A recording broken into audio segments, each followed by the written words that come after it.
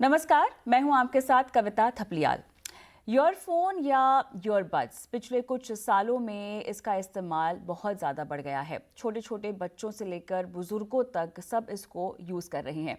किसी को कॉल करनी होती है, मीटिंग्स आजकल ऑनलाइन बहुत ज़्यादा होने लगी हैं, यहाँ तक कि ऑनलाइन क्लासेस भी बच्चे लेते हैं। भले ही आपको म्यूज़िक सुनना हो या रात को लेटे लेटे आपको OTT पे कोई सीरीज़ देखनी हो, घंटों तक कान में ईयरफोन्स लगा रहता है। सड़क पर देखें तो ट्रैफिक रूल्स को तोड़ते हुए लोग बेखौफ ईयरफोन लगाकर ड्राइव कर रहे होते हैं या सड़क पार कर रहे होते हैं, जो कई बार बहुत घातक भी होता है। प्राइवेसी के लिहाज से जिसे लोग अच्छा मान रहे हैं, उसका ज़रूरत से ज़्यादा इस्तेमाल सेहत पर बुरा असर डाल रहा है। हेडफोन्स या ईयरफोन से आने वाली आवाज़ आपके ईयर ड्रम्स पर भारी पड़ सकती है, उसे भारी नुकसान पहुंचा सकती है। WHO के मुताबिक साल 2050 तक 4 में से 1 व्यक्ति की सुनने की क्षमता कमज़ोर हो सकती है। और इसीलिए आज हम बात करेंगे कि ईयरबड्स या ईयरफोन का इस्तेमाल करते समय किन किन बातों का आपको ख्याल रखना चाहिए। गाने अगर सुनने हो या गैजेट्स का इस्तेमाल कर रहे हो तो कितने वॉल्यूम में आपको ये करना चाहिए, कितनी देर से ज़्यादा ईयरफोन या ईयरबड्स का इस्तेमाल आपको नहीं करना चाहिए। मेरे साथ एक खास पैनल भी जुड़ चुका है। Doctor Neha Sethi, senior consultant ENT, Dharamshila Narayana hospital, Aashka Ponda, neurologist, Bhailal Amin general hospital, और प्रशांत देसाई, हेल्थ एक्सपर्ट। आप सभी का स्वागत है हमारी इस बेहद खास पेशकश में। डॉक्टर नेहा, आपके पास ही मैं आऊँगी क्योंकि ईयरबड्स और ईयरफोन का इस्तेमाल नया नहीं है, लेकिन हाँ बहुत तेज़ी से बढ़ गया है।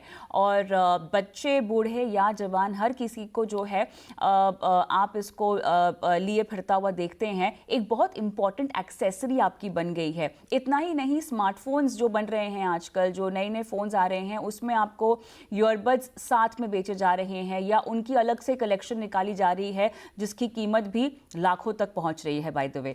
तो हर किसी को इसको खरीदना ज़रूरी लगने लगा है, लेकिन इसके अच्छी बातें भी हैं। अच्छी बातें ये हैं कि आप प्राइवेसी जो है मेंटेन कर सकते हैं, लेकिन अच्छी बातों से ज़्यादा इसका दुष्प्रभाव जो है वो अब भारी पड़ता हुआ हमें दिखाई दे रहा है। क्योंकि आप एक ENT डॉक्टर हैं, तो ज़रा इसके मिसयूज़ के बारे में बात कीजिएगा पहले तो। देखिए, नॉर्मली जो ईयर रहता है इसके 3 पार्ट्स रहते हैं। एक एक्सटर्नल ईयर, इनर ईयर और मिडिल ईयर। ठीक है। अब नॉर्मली जब हमारी जो फ्रिक्वेंसी है ईयर्स की, वो 20 से 20,000 हर्ट्ज तक हम सुन सकते हैं। बट और इसमें कुछ decibel hearing, sorry, intensity decibel एक यूनिट रहता है जिससे कि हम हियरिंग इंटेंसिटी नापते हैं। तो हमारे ईयर में 85 डेसिबल से अगर ऊपर इंटेंसिटी अगर हम अपने कानों को देते हैं तो वो इनर ईयर को डायरेक्ट अफेक्ट करता है। क्योंकि इनर ईयर में हमारे नर्व सेल्स रहते हैं, और उससे क्या रहता है कि साउंड वेव्स आपकी डायरेक्ट यहाँ पे जो हेयर सेल्स रहते हैं उसको डिस्ट्रॉय करता है। और इसमें अगर आपका शुरू में अगर हियरिंग लॉस हो रहा है तो वो टेम्पररी रहता है, बट आजकल इसमें काफी परमानेंट हियरिंग लॉसेस भी देखे गए हैं। तो हमें इसमें डेसिबल जितना अगर हमें जरूरी पड़ रहा है, अगर हियरिंग लॉस अगर हमें सुनना पड़ रहा है, तो हमें उसमें देखना बहुत जरूरी है कि हम कितना डेसिबल में सुन रहे हैं। नॉर्मली जो एडवाइजरी निकली है कि 85 डेसिबल से ज्यादा हमारे ईयर्स के लिए बिल्कुल हार्मफुल रहते हैं। तो 60 टू 70 डेसिबल से अगर हम सुन रहे हैं तो वो ठीक रहेगा। बट अगर इसके ऊपर का है तो इसमें परमानेंट हियरिंग लॉसेस देखे गए हैं। अभी जो कुछ अभी जो स्टडीज आई हैं उसमें ये देखा गया है कि 16 टू 75 ईयर्स के बच्चों में हियरिंग लॉसेस उस तरीके का दिखाई दे रहा है जो कि नॉर्मली 60 टू 70 ईयर्स में देखा जाता है, उतना हियरिंग लॉसेस दिखाई दे रहा है।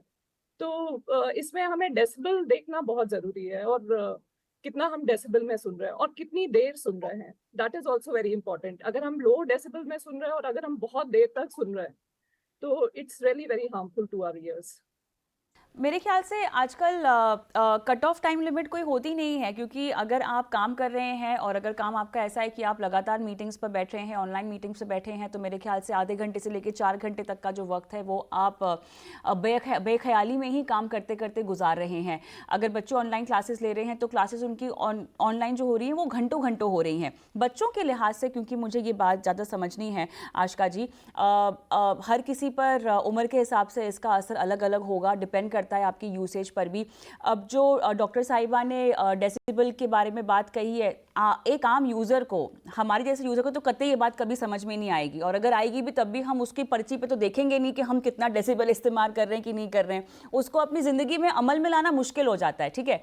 लेकिन बच्चों के लिहाज से, क्योंकि ऑनलाइन ज़िंदगियां, अगर बच्चे ऑनलाइन पढ़ाई नहीं कर रहे हैं तो वो यूट्यूब पे बैठे हुए हैं, वो ऑनलाइन कोई ना कोई कुछ ना कुछ सीख रहे हैं, जिससे कानों के साथ साथ आंखों पर भी प्रभाव पड़ता है, ठीक है। तो ये बच्चों के लिए कितना घातक हो सकता है इस तरह का ज़्यादा इस्तेमाल, और पेरेंट्स कैसे इसको गार्ड करें? न्यूरोलॉजिकल पॉइंट ऑफ व्यू में बच्चे, first of all hearing loss directly and indirectly कहीं ना कहीं हमें परेशान करता है। तो हम अगर समझे कि एक तो नॉइज ज्यादा हुआ इसलिए हमें हियरिंग लॉस हुआ। हियरिंग लॉस इतना ज्यादा भी नहीं होता, थोड़ा सा होता है तो भी ब्रेन को ज्यादा काम करना पड़ता है कि उसको कॉम्पेंसेट करे। तो ब्रेन का एक एरिया वो काम करता है कि उसको कॉम्पेंसेट करे, तो तब दूसरे एरियाज वो निग्लेक्ट हो जाते हैं।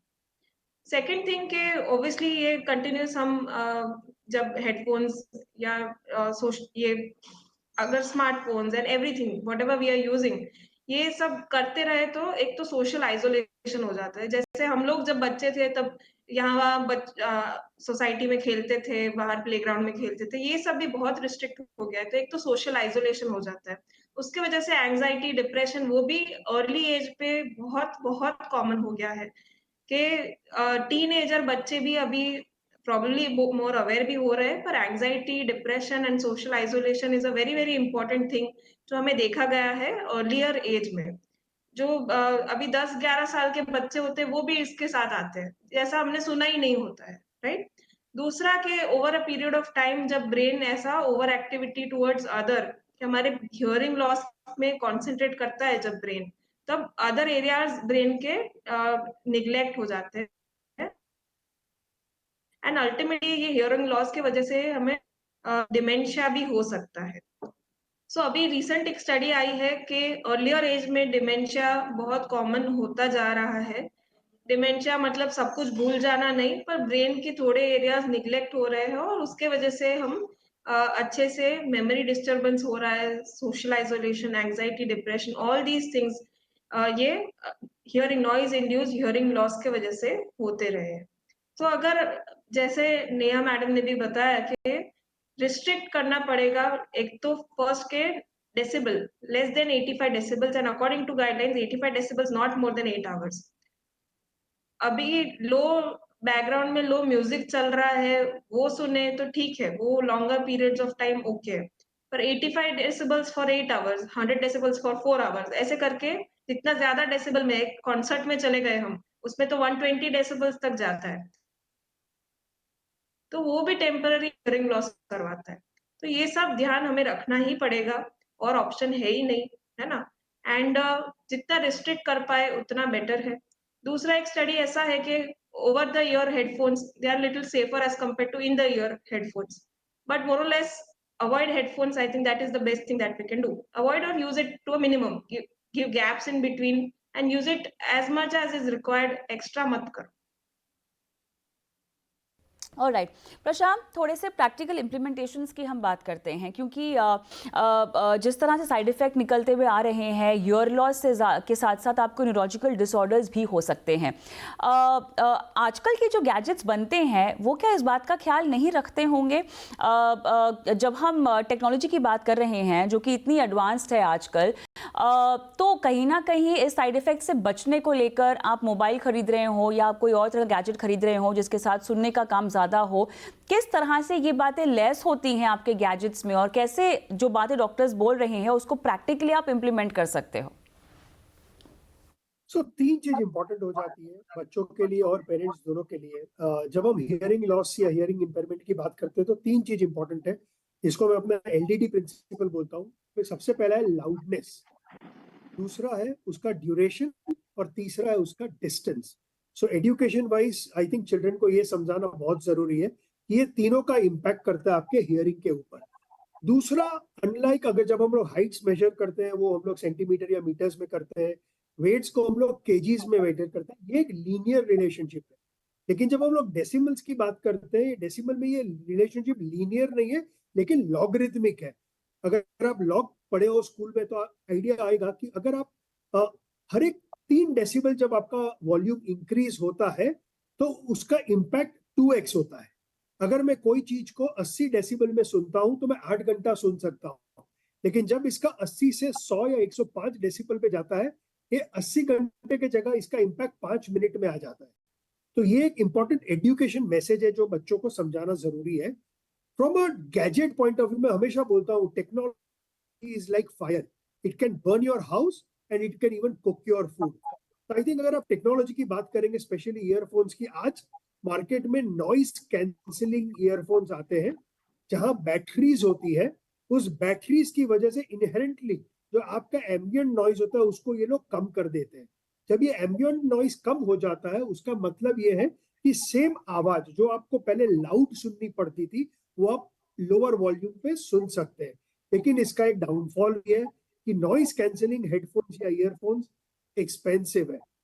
बट मेरे लिए मैं बोलता हूँ ये एक्सपेंसिव नहीं है, ये सस्ते हैं। क्योंकि अगर आप हियरिंग लॉस को देखेंगे ये अपने हार्ट अटैक की तरह है, ये शुरू टीनेज में होता है लेकिन उसको काफी साल लगते हैं। एज आपका सबसे बड़ा फैक्टर है जिसकी वजह से आपको हियरिंग लॉस होता है। तो चॉइस आपकी है, आज आप थोड़ा एक्सपेंसिव ईयरफोन यूज करेंगे जिससे कि आपका बच्चा आवाज को लोअर वॉल्यूम पे सुनेगा, या आप सस्ता ईयरफोन लेंगे जिससे उसको वॉल्यूम बढ़ाना पड़ता है सुनने के लिए, जिसका आज के दिन में तो आपको इम्पैक्ट नहीं पता चलेगा, लेकिन over a period of time ये बच्चों को हियरिंग लॉस में बहुत बहुत ज्यादा इम्पैक्ट करता है। एक स्टडी हुई थी जहां उन्होंने रैंडमली 7,000 बच्चों को लिया और उस बच्चों का हियरिंग उन्होंने मेजर किया, तो 13% बच्चों में, उस 7,000 बच्चों में परमानेंट हियरिंग लॉस ऑलरेडी हो चुका था, और ये बच्चे हैं। दूसरा, उन्होंने उसमें नोटिस किया कि 50% बच्चे are at the risk of going into hearing loss as they age. तो ये बहुत बड़ी बड़ी बड़ी समस्या है जो हम लोग नहीं समझ रहे हैं आज, पेरेंट्स और बच्चे अलाइक। तीसरा, अगर आप बच्चों को देखेंगे from a school point of view, सबको सेम टाइम में स्कूल एंटर करना है, और आजकल सब गाड़ी में आते हैं, कांस्टेंट पेरेंट्स हॉर्न बजा रहे हैं। वो ये नहीं समझ रहे one horn is equal to 105 decibels.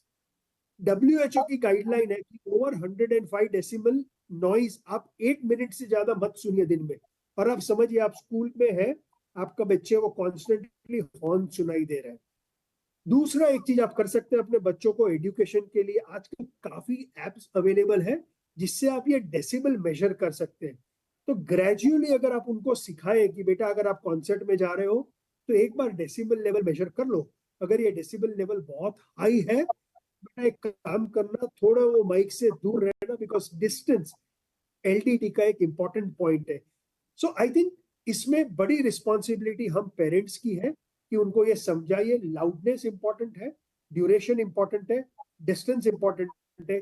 ये समझना कि डेसिमल्स लीनियर नहीं बढ़ता है, ये लॉगरिथमिक बढ़ता है। एंड तीसरा, प्रिवेंशन इज योर क्योर। बिल्कुल।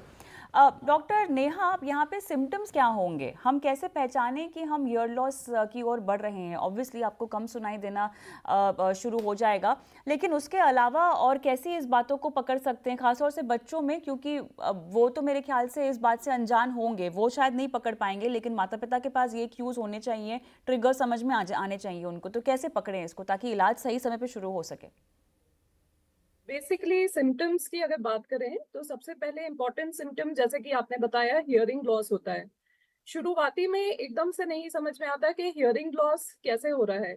सामने वाला बोल रहा है, आवाज हम तक पहुंच पा रही है, पर हम उसको अच्छे से क्लियरली नहीं समझ पा रहे हैं। जो स्टार्टिंग होती है हियरिंग लॉस की, वो इस तरीके से होती है। इसमें दूसरी कंप्लेंट रहती है टिनाइटिस। टिनाइटिस हियरिंग लॉस के साथ, क्योंकि इसमें नर्व सेल्स इन्वॉल्व रहते हैं, और इसके साथ टिनाइटिस बहुत कॉमनली देखा गया है। टिनाइटिस, अगर मैं आपको सिंपल भाषा में बताऊं तो इट्स रिंगिंग ऑफ ईयर्स। इसमें एबनॉर्मल साउंड्स आते हैं जो कि नॉर्मल आपके सराउंडिंग साउंड्स नहीं है, वो आपके अंदर से कहीं से नर्व्स की आवाजें आ रही हैं, रिंगिंग साउंड आ रही है। वो कई बार बहुत ही ज्यादा डिस्टर्बिंग रहती है और इतनी ज्यादा डिस्टर्बिंग रहती है कि आप कंसंट्रेट नहीं कर पाते। तो इसके साथ आपके थोड़े साइकोलॉजिकल इश्यूज भी साथ में डेवलप होने लग जाते हैं। हेडेक्स वगैरह काफी कॉमन रहता है इन सब चीजों में जब आपका हियरिंग लॉस रहता है। तो ये सिम्टम्स के साथ पेशेंट्स हमारे पास आते हैं जिनको नॉइस इंड्यूस्ड हियरिंग लॉस होता है। आशा, प्रोफेशनल वाइज अगर मैं बात करूं, बिकॉज कोई अगर म्यूज़िक से ही जुड़ा हुआ कोई काम कर रहा है, हम भी ले लीजिए, बिकॉज हम भी ईपी पहनते हैं यहाँ पर, भले ही हमारे गेस्ट के ऑडियो हो या हमारे डायरेक्टर्स के कमांड हो, वो भी हम अपने कान में डालकर ही सुनते हैं। तो अब जिसकी लाइफस्टाइल में ऑडियो और वो भी इस तरह के हेडफोन्स लगाना, ईयरबड्स लगाना ज़रूरी है प्रोफेशनली, वो कैसे बचे और कैसे एहतियात बरते? एक तो जैसे सर ने बताया कि noise cancelling headphones they work wonders definitely, because हमारा वॉल्यूम तब बहुत कम, सराउंडिंग नॉइज ही सप्रेस हो जाएगा, तो वॉल्यूम ही हम कम रखेंगे। तो that over a period of more hours that can be use. जैसे हमारा 8 घंटे का जॉब है और हम 85 डेसिबल सुन रहे हो, so that is allowed by the occupational जो हजार्ड डिस्कवर करते वो सोसाइटी है, उन्होंने ही बताया कि 85 decibels for 8 hours is okay. In between, definitely, if you can take breaks, you have to take breaks. And noise cancelling headphones will work wonders. Sometimes with these noise cancelling headphones, you can have a little dizziness, थोड़ा सा चक्कर आ गया या थोड़ा सा ऐसा हो सकता है, but that is okay. That is better than कि हम hearing loss हो जाए हमारा।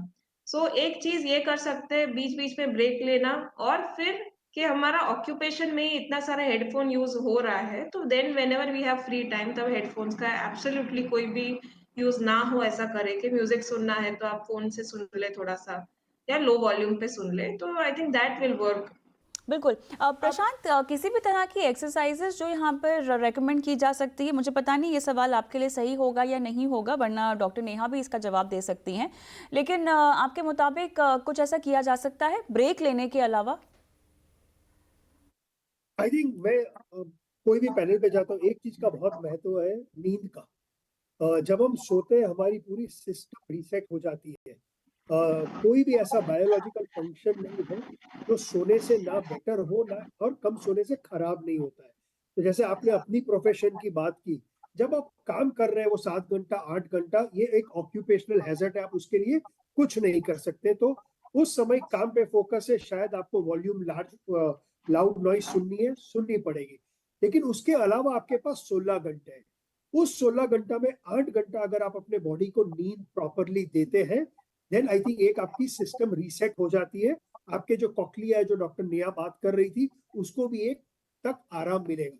प्रॉब्लम इंडिया में एक दूसरा है कि जब हम सोने जाते हैं, स्पेशली बहुत बड़े सिटीज में जब बहुत सारी डेंसिटी होती है, हम छोटे घर में रहते हैं, रास्ते बगल में नॉइज होता है। डॉक्टर आशका ने जो बोला, ईयर प्लग के साथ सोना मेक्स लॉट ऑफ सेंस। इससे आपको 8 घंटा आराम मिलेगा। दूसरा जो आपके बैलेंस 8 घंटा है, उस समय जैसे डॉक्टर आशका ने बोला, डॉक्टर नेहा ने बोला, जितना आप कान को आराम दे सकते हैं। मैं जिम जाता हूँ, जिम में लाउड म्यूजिक है, फिर भी आदमी हेडफोन लगा के अपना वर्कआउट कर रहा है। आप वॉक कर रहे हो, वापस हेडफोन लगा के मैं म्यूजिक सुन रहा हूँ। अगर आपका ऑक्यूपेशन ऐसा है कि आप 8 घंटा कंसिस्टेंटली लाउड या ड्यूरेशन वाइज बहुत ज्यादा नॉइज है, तो फिर 16 घंटा आपके हाथ में है। अगर आप उस 16 घंटा को प्रॉपरली यूटिलाइज करोगे, chances are you will get better. And last, obviously आपके पास मेडिकल हेल्प है। इनकेस आपको लग रहा है you are progressing towards hair loss, I would recommend going to people like doctor Neha and then taking precautionary measures, because बहुत बार ये होता है हम नॉर्मल लोगों की नहीं सुनेंगे, लेकिन जब डॉक्टर नेहा आपको टेस्ट करके बताएंगे कितनी सीवियरिटी है, या तो आप अपना प्रोफेशन चेंज करेंगे, या उसके टाइमिंग को चेंज करेंगे, या कुछ और करेंगे। समटाइम्स वो झटके की जरूरत होती है टू करेक्ट करने के लिए। बिल्कुल, पकड़ में आना बहुत ज़रूरी है। तो डॉक्टर नेहा, एक तो किस तरह की एक्सरसाइजेज और टेस्ट होते हैं ये बताइएगा हमको, और साथ ही एक और सवाल जो मुझे अब जहन में आ रहा है वो ये है कि ये सारे फैक्टर्स तो हमारे कंट्रोल में है, ठीक है, आप अपना एक्सपोजर कम कर लीजिए, बच्चों को आप थोड़ा सा टाइम बाउंड कर दीजिए। ऐसे कौन से फैक्टर थे जो आपके कंट्रोल के बाहर हैं? मौसम की अगर मैं बात करूं, आपके खान पान की बात करूं, मुझे नहीं पता कि इसका असर पड़ता है कि नहीं पड़ता है ईयर ड्रम्स में, आप बताइएगा। बेसिकली जो आपके कंट्रोल के बाहर है उस चीज को फिर आप कैसे सुधार में लेकर आए, डॉक्टर नेहा? हाँ जी, अगर मौसम की बात करूँ तो थोड़ा रेनी सीजन रहता है। रेनी सीजन में हम काफी ज्यादा फंगल इन्फेक्शंस देखते हैं। ठीक है, तो इस समय पे फंगल इन्फेक्शंस के साथ मैं हमेशा अपने पेशेंट्स को एडवाइस करती हूँ कि कोई भी फॉरेन बॉडी आप अपने कान के अंदर नहीं डालिए। कोई भी ईयरफोन्स या कुछ भी, कोई भी चीज आपको कान के अंदर नहीं डालनी चाहिए, क्योंकि इससे आपका इन्फेक्शन और ज्यादा बढ़ेगा और ज्यादा आपके ड्रम पे इफेक्ट हो सकता है। तो रेनी सीजन में अगर लोग ज्यादा प्रिकॉशंस ले भी रहे हैं, बट फिर भी आप ये हवा में अगर फंगस है आप उसको अवॉइड नहीं कर सकते। तो इस समय आपको इन सब चीजों का बहुत अच्छे तरीके से ध्यान रखना है। और दूसरी चीज ये है कि खाने पीने में आप हमेशा हेल्दी डाइट्स लें। जो आपकी जंक वगैरह रहता है या जिससे आपके ओटाइटिस मीडिया वगैरह इन्फेक्शंस हो सकते हैं, जिससे जैसे कोल्ड डाइट्स है, तो इन सब से आपके ओटाइटिस मीडिया वगैरह डेवलप हो सकता है। तो उन सब चीज़ों का आप खान पान में हेल्दी डाइट्स ले, ज़्यादा कोल्ड डाइट्स अवॉइड ही करें तो कान के लिए अच्छा रहता है। अगर पेशेंट्स डेवलप होते हैं तो अगर मैं टेस्ट की बात करूं तो प्योर टोन ऑडियोमेट्री रहता है, जो कि एक कॉमन टेस्ट रहता है, हियरिंग टेस्ट। इसको अगर नॉर्मल भाषा में बोलूं तो इट्स अ हियरिंग टेस्ट। इससे हम बेसिकली अगर आप पहले आ जाएंगे, अगर सिम्टम्स जैसे ही डेवलप हो रहे हैं और तभी पेशेंट आ जाता है, तो ये इसको रिवर्स किया जा सकता है। तो अपने सिम्टम्स को इग्नोर नहीं करें। अगर आपको पेन हो रहा है या कोई भी अगर आपको लग रहा है कि आपको सुनने में दिक्कत हो रही है, तो डेफिनेटली आप अपने कंसल्टेंट के पास जाइए और एक बार हियरिंग टेस्ट करवाइए, जिससे कि अगर आपका इनिशियल स्टेजेस पे हियरिंग लॉस आ रहा है तो उसको रिवर्स किया जा सके। तो प्योर टोन ऑडियोग्राम है, इसमें हम देखते हैं कि आपको किस वजह से हियरिंग लॉस हो रहा है। कंडक्टिव हियरिंग लॉस हो रहा है कि आपको सेंसरी न्यूरल हियरिंग लॉस हो रहा है। जो नॉइस इंड्यूस्ड हियरिंग लॉस रहता है वो बेसिकली आपका सेंसरी न्यूरल हियरिंग लॉस ही होता है, और ये आपकी हायर फ्रिक्वेंसीज में ज्यादातर देखा जाता है। मतलब 4000 हर्ट्ज के उसमें आपको इसमें नॉच मिलता है। तो ये बेसिक टेस्ट है इसमें। ऑलराइट, तो एक बेसिक हाइजीन भी जो है हमें मेंटेन करना चाहिए, और मेरे ख्याल से बड़े शहरों में तो हम लोगों को थोड़ा सा ध्यान देता हुआ देखते भी हैं, लेकिन इसके अलावा डॉक्टर आशका, जो एक बेसिक हाइजीन आपको मेंटेन करना होता है वो क्या करें? एक चीज़ जो बहुत कॉमन हुई है कि जो लोग बहुत ज़्यादा ईयरफोन्स और ईयरपॉड्स लगाए बैठते हैं उनके कानों में ईचिंग होना बहुत शुरू हो जाती है, और उसकी वजह से वो अलग अलग चीज़ों का इस्तेमाल करते हैं। ईयरबड्स से अगर आप अपनी ईचिंग वगैरह के लिए उसको इस्तेमाल करें तो ठीक है, लेकिन लोग पिने भी जो हैं वो भी डालते हुए दिखाई देते हैं। तो कैसे इन्फेक्शन इस तरह के बढ़ सकते हैं, और कितना तुरंत आपको डॉक्टर के पास चले जाना चाहिए अगर इस तरह के कोई सिम्टम्स आ रहे हो सामने? तो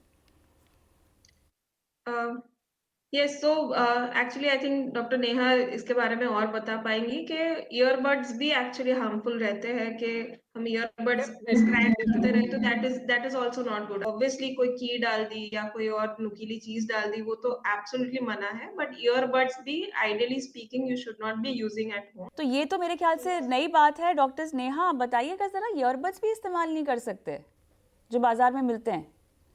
जी, ईयरबड्स जो आप ईयर क्लीनिंग के लिए यूज करते हैं, बहुत सारे पेशेंट्स आते हैं जो कि ट्रॉमा करके आते हैं, क्योंकि आपको आइडिया नहीं रहता आपका ईयर ड्रम कितने डिस्टेंस पे है। इचिंग करते करते पेशेंट्स कई बार अपने ईयर ड्रम तक इंजरी कर देते हैं। तो it's really harmful and we ENT people never advise for using this earbuds. तो फिर कान को क्लीन कैसे किया जाए फिर? कान के क्लीनिंग का एक सेल्फ क्लीनिंग मैकेनिज्म होता है मैम, कि उसमें आपके जो भी वैक्स फॉर्मेशन है, एक नॉर्मल प्रोसेस होता है वो। ठीक है, तो आपके ईयर्स का जो लाइनिंग है वो सेल्फ क्लीनिंग करता है। तो आपको नॉर्मली क्लीनिंग के लिए ज्यादा स्टेप्स लेने की जरूरत नहीं रहती है, बट फिर भी अगर आपको लगता है कि आपके वैक्स एक्यूमुलेट हो रहा है और वो इम्पैक्ट हो रहा है, तो वैक्स डिसॉल्वेंट्स आते हैं। वैक्स डिसॉल्वेंट आपके वैक्स को सॉफ्ट कर देते हैं और उसको क्लीन कर देते हैं। अगर बाय चांस उससे भी नहीं हो रहा है तो डेफिनेटली आपको अपने कंसल्टेंट्स के पास जाना चाहिए, जिससे कि वो मशीन के द्वारा आपके ईयर्स को क्लीन करें। But self cleaning is never advisable. अच्छा, तो ये कितनी घातक हो सकती है? क्या इसको रिवर्स भी किया जा सकता है? अगर ये ईयरफोन या ईयरबड्स के इस्तेमाल से आपको हियरिंग लॉस हो जाए तो ये रिवर्स नहीं हो सकता ना डॉक्टर नेहा, कभी भी? क्या हो सकता है? टेम्पररी फेजेस में अगर देखा जाए, अगर इनिशियल स्टेजेस में अगर देखा जाए तो टेम्पररी लॉस होता है, जिसको मेडिसिन और दूसरी टेक्निक्स रहती हैं जिससे कि रिवर्स किया जा सकता है। बट अगर आपका कंटिन्यूअस एक्सपोजर, लाउड साउंड से अगर आपका कंटिन्यूअस एक्सपोजर हो रहा है, अगर आप हाई डेसिबल्स पे कंटिन्यूअसली सुन रहे हैं और अगर आप ज्यादा ड्यूरेशन तक के लिए सुनते चले जा रहे हैं, तो वो धीरे धीरे आपके जो हेयर सेल्स रहते हैं, क्योंकि ये डायरेक्टली नर्व्स को इन्वॉल्व करते हैं, और नर्व्स को इन्वॉल्व करने के बाद वो इरिवर्सिबल उसमें लॉस आ जाता है जिसको कि रिवर्स नहीं किया जा सकता। फिर ऐसे पेशेंट्स में हमें हियरिंग एड्स या फिर इम्प्लांट्स की जरूरत पड़ती है आगे चल के। चलिए, सवाल तो मेरे पास बहुत है लेकिन समय मेरा समाप्त हो चुका है। प्रशांत, आशका और डॉक्टर नेहा, आप तीनों का बहुत बहुत धन्यवाद, समय निकाला और दर्शकों को मार्गदर्शन दिया इतने अहम मुद्दे पर। धन्यवाद। और मुझे भी हमारी इस खास पेशकश में इजाज़त दें, लेकिन जाते जाते यही कहेंगे कि अपना ख्याल रखिएगा और सतर्क रहिएगा। नमस्कार।